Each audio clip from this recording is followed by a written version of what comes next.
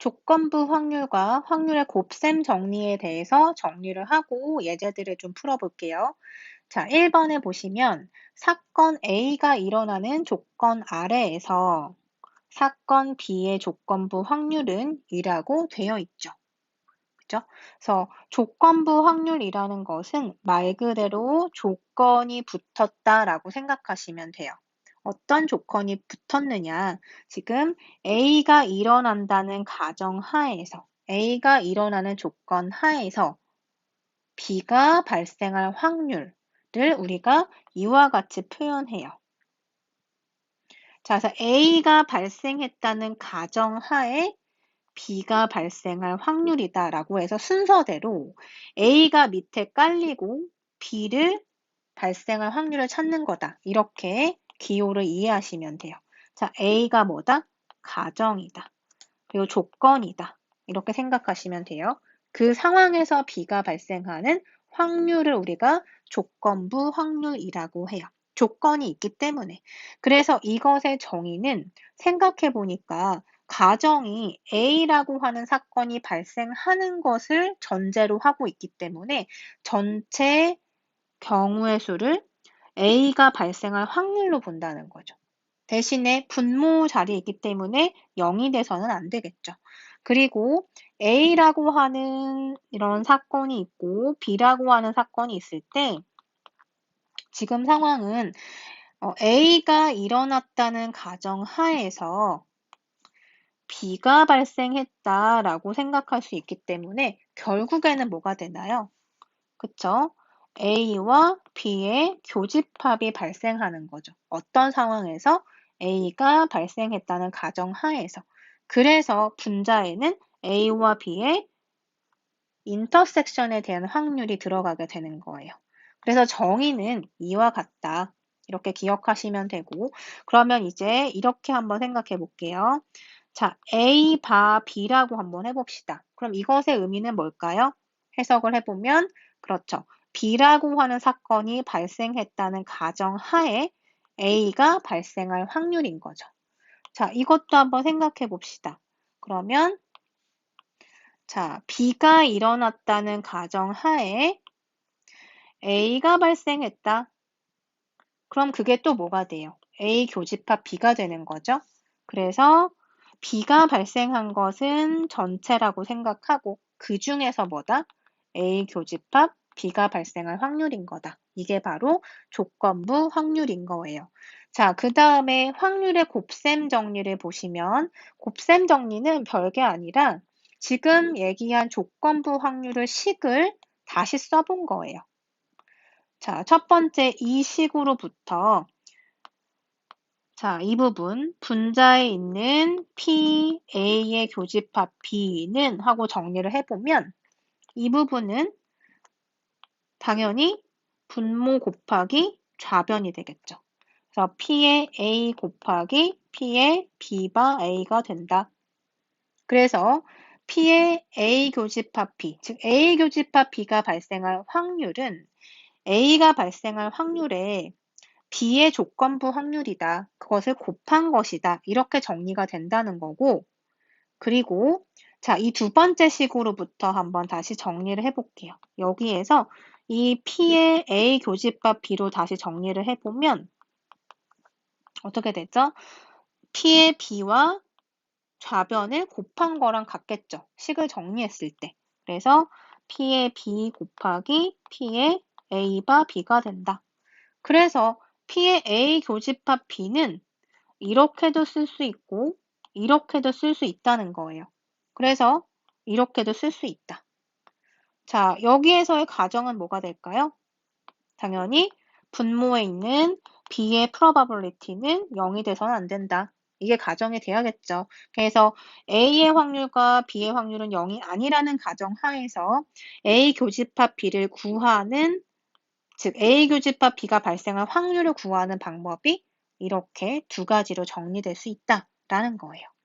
자, 그러면 지금 마지막 줄에 보면 특히 두 사건 A와 B가 서로 독립이면 A 교집합 B의 확률은 A와 B의 각각의 확률을 곱한 것이다 라고 되어 있는데, 자, 독립이다. 즉, 사건으로 봤을 때 A하고 B는 전혀 관계가 없는 상황인 거죠. 그럼 이 상황에서 이 식을 한번 들여다보면, 자, 좌변의 해석을 한번 해볼게요. A가 발생한 상황에서, 즉 A가 이렇게 발생한 상황에서 B가 발생할 확률이요. B가 발생할 확률. 그러면 사실은 A가 어떻게 발생하든지 간에 지금 완전히 상황이 A와 B는 아무 관계가 없기 때문에 A가 발생했다는 조건을 깔아줘도 결국에는 A 조건 하에서 B의 확률이라는 뜻은 그냥 B의 확률일 뿐인 거죠. 왜냐하면 이런 상황이기 때문에. 그래서 이것은 우변을 그대로 써보면 A 교집합 B의 확률 나누기 A의 확률 이렇게 돼서, 자, 이 부분 A 교집합 B의 확률은 이렇게 두 개를 곱한 것이다. 그쵸? 그래서 독립인 상황에서는 A 교집합 B의 확률은 두 개의 확률을 각각 곱한 것이다. 이렇게 정리가 된다는 거예요. 자, 마찬가지로 생각을 해보면, 자, 이 경우도 마찬가지죠. A바 B의 확률을 찾아보자. 이 얘기는 B가 조건일 때, B라는 조건 하에서 A가 발생할 확률이다. 그러면 분자는 A 교집합 B의 확률이 될 텐데, 이 얘기 또한 A와 B가 아무런 관계가 없는 상황에서는, 독립일 때에는 B가 발생한 상황에서 A가 발생할 확률이라 함은 B가 어떻든지 간에 아무 상관없는 거죠. 그래서 좌변을 뭐라고 해석한다? A의 확률이다 라고 해석할 수 있다는 거죠. 그래서 결국 A 교집합 B의 확률은 뭐가 되냐면 P의 B와 P의 A를 곱한 게 되는 거예요. 그래서 독립이면 결국엔 교집합의 확률은 각각의 확률의 곱이다 라고 정리가 되는 거죠. 자, 예제 6번 한번 봅시다. 평균 5번에 한 번꼴로 방문한 곳에 휴대전화기를 놓고 오는 버릇이 있는 학생이, 요즘 같으면 굉장히 큰일 날 학생이죠. 휴대폰 가격이 결코 저렴하지 않기 때문에 어느 날 학교 도서관 서점을 차례로 들러서 집에 돌아왔다. 휴대전화기를 방문한 곳에 놓고 왔을 때 서점에 놓고 왔을 확률을 구하여라 라고 했어요. 자, 가정이 있는지 한번 살펴볼게요. 휴대전화기를 방문한 곳에 놓고 왔을 때. 자, 이게 지금 가정이 되겠죠? 그러면 우리 사건을 한번 분류해 봅시다.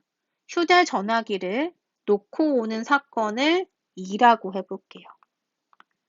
휴대전화기를 방문한 곳에 놓고 오는 사건을 2라고 하자. 자, 그럼 서점에다가 놓고 오는 사건을 A라고 하자. 그럼 지금 내가 구하고자 하는 게 뭐냐? 2라고 하는 사건을 가정하고 그 하에서 A라는 것이 발생할 확률을 찾으라는 문제죠. 그러면 기호로 썼을 때, 자, 2라고 하는 가정 하에서 A가 발생할 확률을 구하여라. 이걸 구하는 거예요. 그럼 이걸 우리 식으로 표현하면 조건부 확률의 정의로부터 2가 발생할 확률분의 A와 2가 동시에 발생할 확률로 계산할 수가 있겠죠. 자, 그러면 한번 생각해 봅시다. 자, 2라고 하는 게 발생할 확률은 뭐가 될까요? 자, 문제는 차례대로 들러서 집에 돌아왔는데 어디를 들렀다? 학교 들렸다가 도서관 들렀다가 서점을 차례로 들러서 왔대요. 그러면 경우를 나눠보면 학교에 놓고 왔을 경우가 있을 거고 도서관에 놓고 오는 경우도 있을 거고 서점에 놓고 오는 경우가 있을 거예요. 자, 그러면 평균 5번에 한 번꼴로 방문한 곳에 휴대전화기를 놓고 오는 버릇 자체는 휴대폰을 놓고 오는 확률이 5분의 1이라는 거죠. 5번 중에 한 번 발생. 그러면은 휴대폰을 놓고 오지 않는 확률은, 자, 이게 이제 발생 확률인 거고 발생하지 않을 확률은 1 전체에서 5분의 1을 빼서 5분의 4가 놓고 오지 않을 확률인 거죠. 놓고 오는 확률, 놓고 오지 않는 확률 이렇게 나눠서 생각하면 자, 순서대로 학교에 먼저 놓고 와버렸다. 자, 그래서 전체 사건 2를 한번 분석을 해보면 학교에 놓고 오거나 또는 도서관에 놓고 오거나 또는 서점에 놓고 오는 걸로 생각할 수 있어요. 그러면 자, 학교 또는 도서관 또는 서점이니까 이거 각각은 더해주면 되겠죠. 또는 이잖아요. 의미로 봤을 땐 합으로 보는 거죠. 자, 그래서 학교에 놓고 온다. 놓고 왔다. 그리고서 도서관, 서점은 유유히 지나서 그냥 온 거예요. 그럼 학교에 놓고 와서 끝났죠. 그러니까 5분의 1의 확률이 들어가게 되고 도서관에 놓고 왔다. 그러면 학교에 갔을 때는 챙겨 온 거죠. 학교에 가서는 챙겨 왔기 때문에 5분의 4의 확률을 쓰고 도서관에 도착했을 때 잃어버렸으니까 5분의 1이 적용이 되죠. 그 다음에 이미 끝난 사건이니까 서점은 들리고 그냥 끝난 거예요.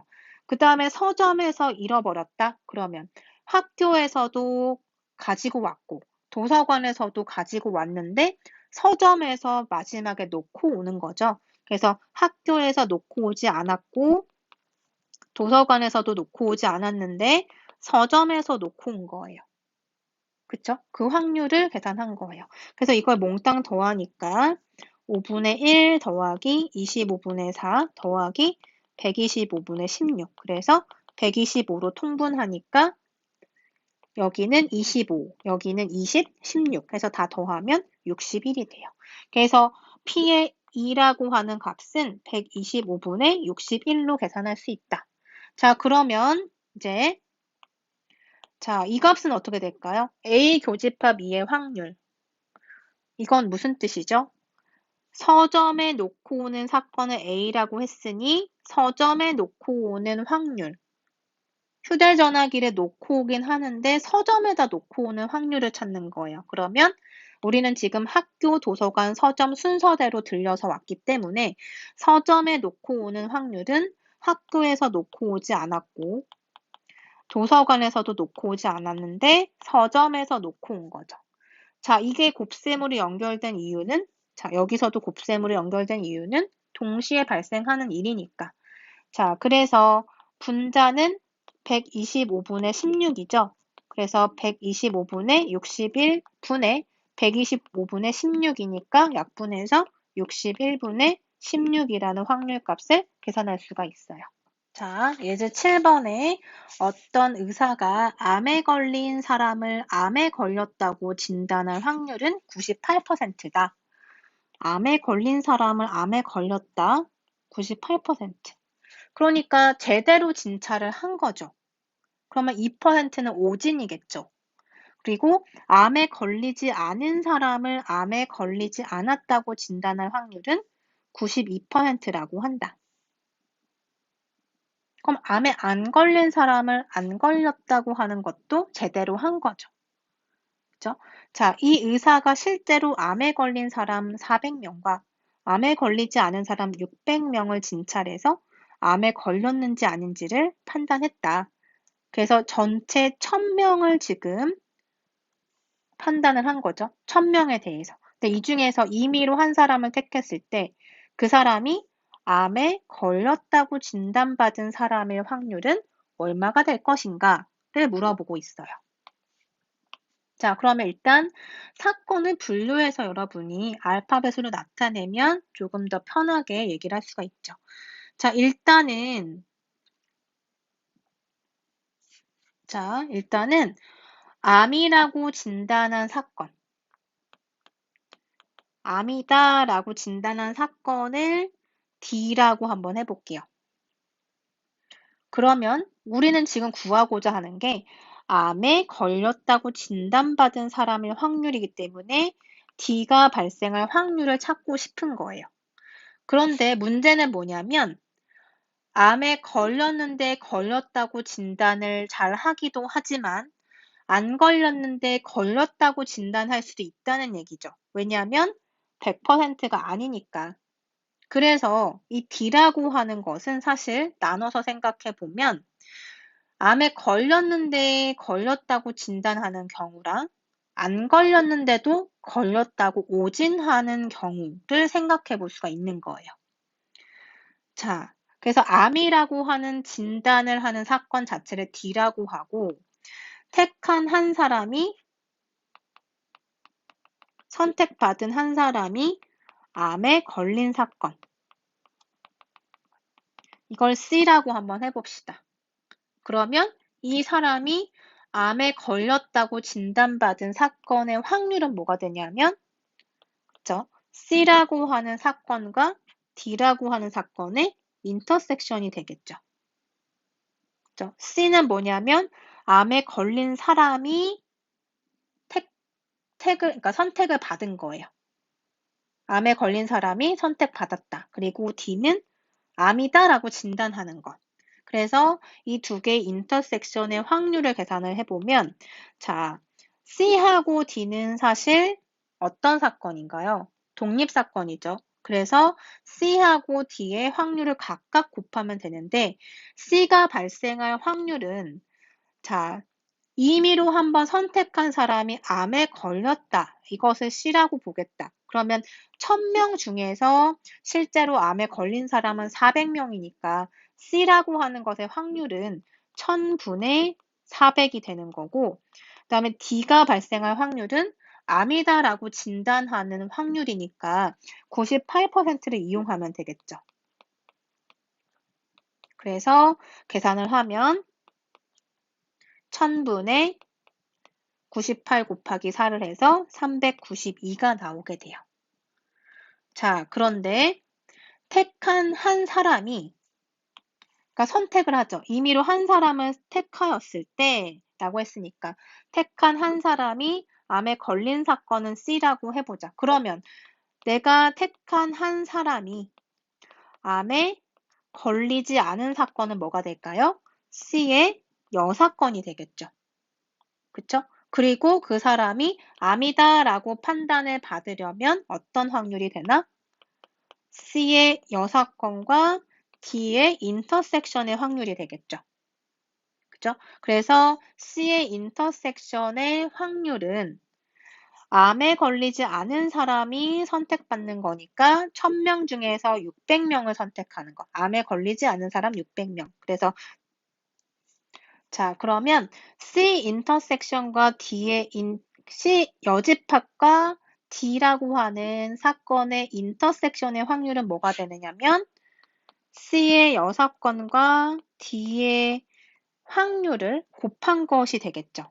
그러면 C의 여사건의 확률은 C라고 하는 것을 우리가 내가 택한 한 사람, 임의로 택한 사람이 암에 걸린 것을 C라고 했으니 암에 걸리지 않은 사건이 C의 여사건이 되는 거고 따라서 1000명 중에서 몇 명을 선택해야 하죠? 암에 걸리지 않은 600명을 선택해야 되는 거죠. 그리고 지금 이 D라고 하는 것의 사건은 암이다라고 진단한 건데 지금 이 사람이 암에 걸렸다고 진단을 받을 사건. 그래서 안 걸렸는데도 즉 암에 걸리지 않았는데 암에 걸렸다고 해야 되기 때문에 D가 발생할 확률은 암에 걸리지 않은 사람을 암에 걸리지 않았다고 진단할 확률이 92%이기 때문에 전체 확률 1에서 92%를 뺀 나머지가 바로 D의 확률이 되겠죠. 왜냐하면 지금 우리는 이렇게 두 가지로 분류를 한 거예요. 첫 번째가 뭐냐면 암에 걸렸는데 걸렸다고 진단하는 것. 두 번째는 뭐냐면 걸리지 않았는데 암에 걸리지 않았는데 걸렸다라고 주장하는 거예요. 그쵸? 그래서 이렇게 확률을 계산해 보면 1000분의 약분해서 48이 나오게 돼요. 자, 따라서 내가 찾는 D가 발생할 확률은 이렇게 되거나 아니면 이렇게 되거나 겠죠? D라고 하는 것은 암이다라고 진단하는 확률인데 암이다라고 진단하는 것이 걸렸는데 걸렸다라고 진단할 수 있는 거고 안 걸렸는데 걸렸다라고 진단할 수 있으니까 이런 경우거나 또는 이런 확률을 생각해서 두 가지의 합으로 표현할 수가 있다는 거죠. 그래서 C의 인터섹션 D 플러스 C의 여사건 인터섹션 D의 확률을 더한 것으로 봐서 1000분의 392와 1000분의 48을 더해서 1000분의 얼마가 되나요? 더하면 440 이렇게 되나요? 그래서 100분의 44니까 총 0.44라고 봐도 되는 거죠. 그러니까 44%. 즉, 지금 1000명 중에서 임의로 한 사람을 택했을 때 그 사람이 암에 걸렸다고 진단받은 사람의 확률이 44%가 된다는 소리예요. 자, 이렇게 해서 지금 계산 한번 해봤고, 예제 8번 한번 볼게요. 자, 통계청에서 조사한 2020년 청소년 통계에 의하면 우리나라의 13세 이상 19세 이하의 청소년 39.4%가 직업의 선택 요인으로 적성과 흥미라고 응답했고, 이 중에서 여학생이 차지하는 비율은 55.1%였다.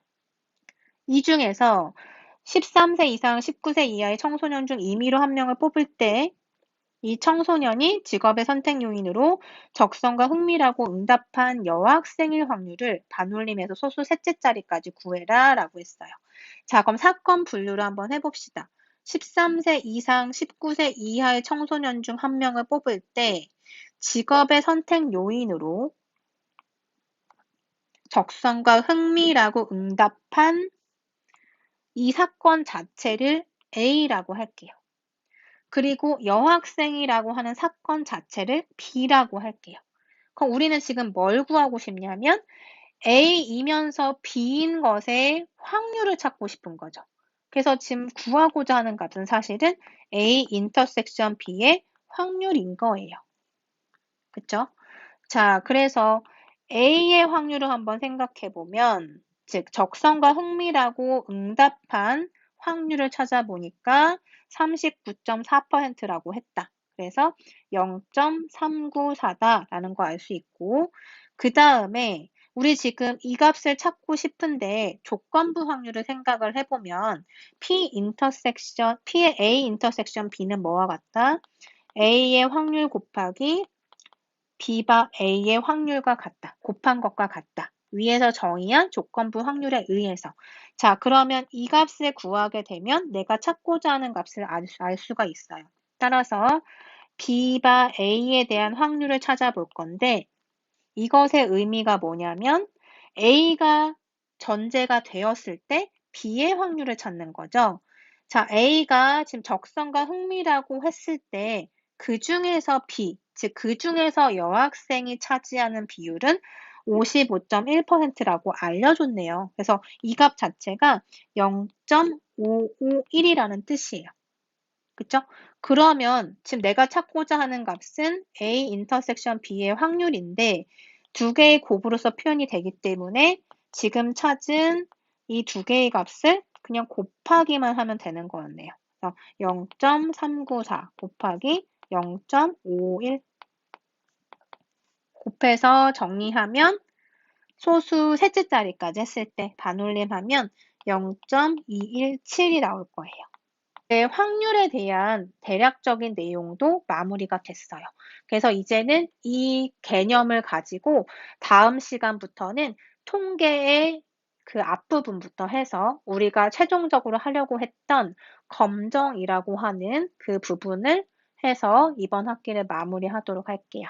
자, 통계는 사실 우리 생활에서 없어서는 안 되는 어떤 툴이죠. 그래서 통계랑 관련된 여러 가지 프로그래밍도 있고, 여러분들 중에서는 통계 전공하는 학생들도 있을 텐데, 이 통계에서는 여러 가지 분석이 있어요. 그래서 이제 예를 들어서 뭐 회귀 분석이라고 할지, 아니면 시계열 분석도 있고, 그리고 분산 분석, 그리고 여러 가지 분석 방법들이 있는데 그런 것들을 할 수 있으려면 일단 확률에 대한 기본적인 개념이 있어야 하고 그 개념과 더불어서 분포 함수에 대한 정의를 잘 알아야 돼요. 그래서 분포 함수, 말 그대로 함수를 의미하는데 지금 우리가 여기까지, 그러니까 중간고사 이후에 했던 내용을 가지고 이것들을 가지고 이제 분포 함수를 정의해서 함수에 대한 개념을 가지고 와서 그 다음에 이제 통계에 대한 입문을 시작할 텐데 일단 우리가 하려고 하는 건 제가 이제 검정이라고 해서 계속 얘기를 몇 번 했었는데 과연 검정이 뭐냐? 자, 우리가 가설을 설정하고 그 가설이 맞는지 아닌지를 통계적으로 검증을 하는 것을 검정이라고 얘기를 해요. 그래서 이제 우리에게 주어진 데이터를 가지고 그것에 맞는 확률 분포를 찾은 다음에 이 지금 내가 세운 가설이 참이냐 거짓이냐를 판별하는 도구로서 통계를 사용한다는 거죠. 그래서 검정이라고 하는 것은 사실 가설 검정을 의미하는 거고 가설을 세운 다음에 그 가설이 참인지 거짓인지를 통계적인 그 베이스를 기반으로 해서 참인지 거짓인지를 판별해내는 거예요. 물론 우리가 확률도 마찬가지지만 몇 퍼센트로 얘기하죠. 그래서 만약에 뭐 무엇할 확률이 98%다라고 하면 2%는 아니라는 뜻이잖아요. 그래서 통계도 마찬가지로 그런 오차가 발생할 확률은 가정하고 우리가 얘기를 하게 되기 때문에 가설 검정을 할 때도 사실 100%라는 것은 없고 이제 앞으로 가설 검정을 할 때 있어서 여러분이 지금 이 확률 개념과 지금 초반에 하는 통계 기본 개념을 가지고 가면 가설 검정이라는 파트가 굉장히 재밌을 거예요. 우리 실생활에서 쓸 수 있기 때문에 그리고 여러 회사에서도 가설 검정은 굉장히 기본적으로 많이 쓰고 있기 때문에 여러분이 알아두면 굉장히 좋은 지식이 될 거예요. 그래서 다음 시간부터는 통계 기본부터 해서 하는 걸로 하고 이제 마지막에 우리는 가설 검정이라는 것을 배운다. 이렇게 여러분이 좀 잘 인지하고 있다가 이제 여러분들도 나중에 언젠간 쓸 수 있는 그런 상황이 될 수도 있으니까 잘 알아두면 좋을 것 같아요.